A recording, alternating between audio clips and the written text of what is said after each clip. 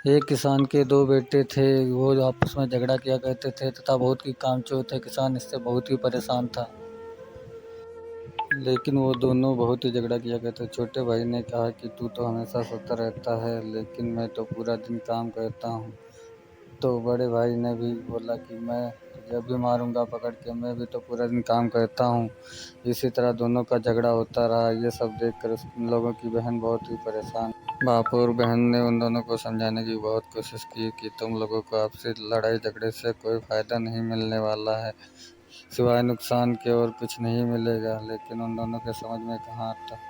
बाप और बहन ने उन दोनों को समझाने की बहुत कोशिश की कि तुम लोगों को आपसी लड़ाई झगड़े से कोई फ़ायदा नहीं मिलने वाला है, सिवाय नुकसान के और कुछ नहीं मिलेगा। लेकिन उन दोनों के समझ में कहाँ आता।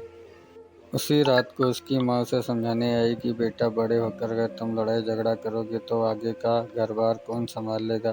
अब तुम्हारे पिता की तबीयत भी अच्छी नहीं रहती और तुम्हारी बहन की शादी करने लायक हो गई है।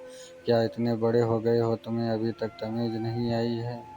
यह सुनकर वह लड़का अपने आप को मन ही मन कोसने लगा कि ये मैं बहुत ही गलत कर रहा हूँ। मुझे अपनी बहन और पिता की देखरेख करनी चाहिए तथा अपने भाई के साथ अच्छे से रहना चाहिए। वह अपनी मरी हुई माँ की पुरानी बातों को सोचकर फूट फूट कर रोने लगा तथा बहुत ही दुखी हुआ कि वह क्या कर रहा था।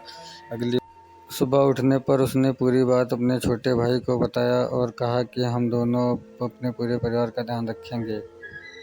वह अपने छोटे भाई को लेकर खेत गया और वह बताने लगा कि ये वाला खेत अपना है, या इस खेत में हम दोनों मिलकर मेहनत करेंगे और छोटे की शादी करेंगे तथा पिताजी का ध्यान रखेंगे। उन दोनों को साथ में देखकर बेटी और बाप बहुत खुश हुए।